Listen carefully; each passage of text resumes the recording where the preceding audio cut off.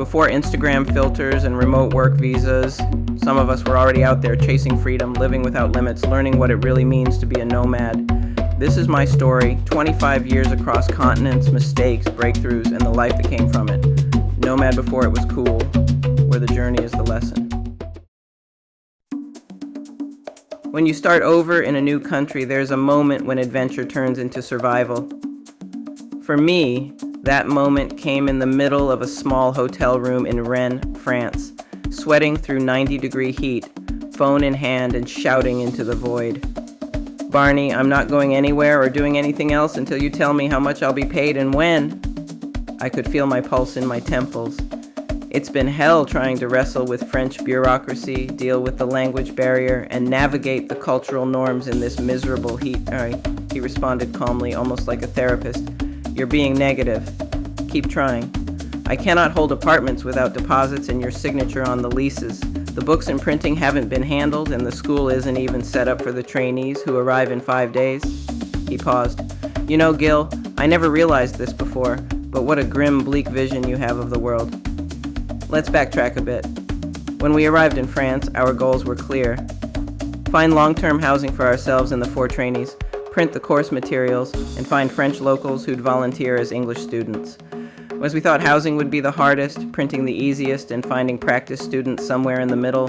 But what we didn't realize was that everything in France closes in July and August. Everything.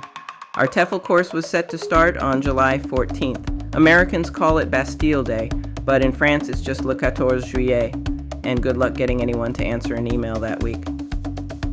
We met the staff at the host center where we'd run the course. Barney told us they'd help with everything, but when we showed up, they looked at us like we'd landed from another planet. Turns out Barney had made an agreement with their boss but never told the staff.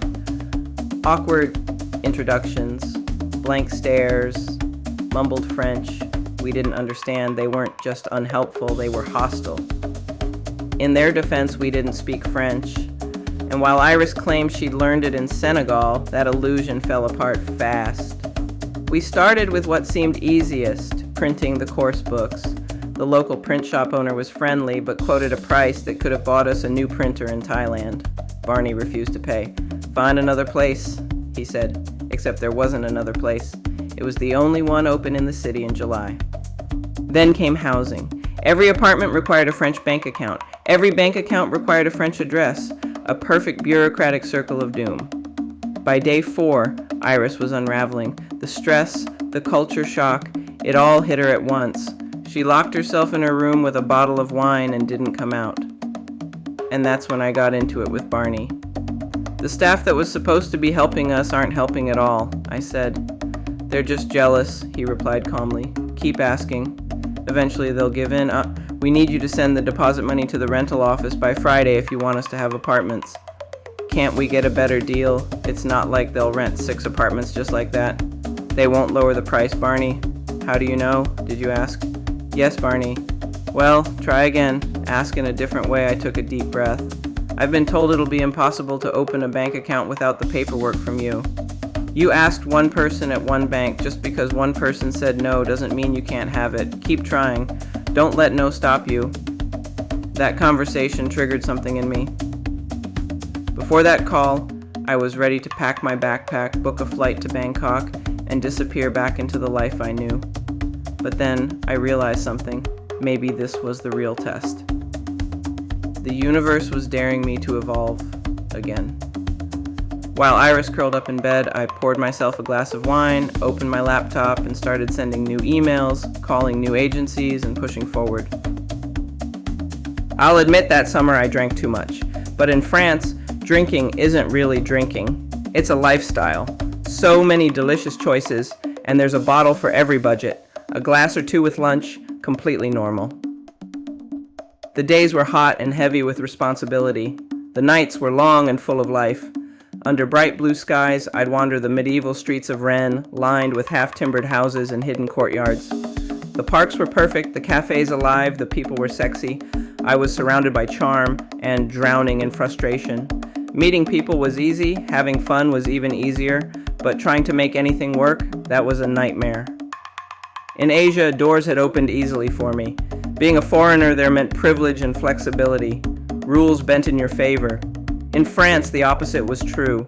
Rules were sacred, systems rigid, and I was just another clueless outsider. Yet something was changing inside me. The chaos was redefining me. I started waking up earlier, working later, and planning diligently. Every no became fuel. And slowly, miraculously, things began to move. The print shop finally agreed to a discount. We would house the trainees in the same hotel restaurant where we were staying to buy us more time in finding apartments. And some of the kitchen staff from the restaurant below showed interest in our free English courses.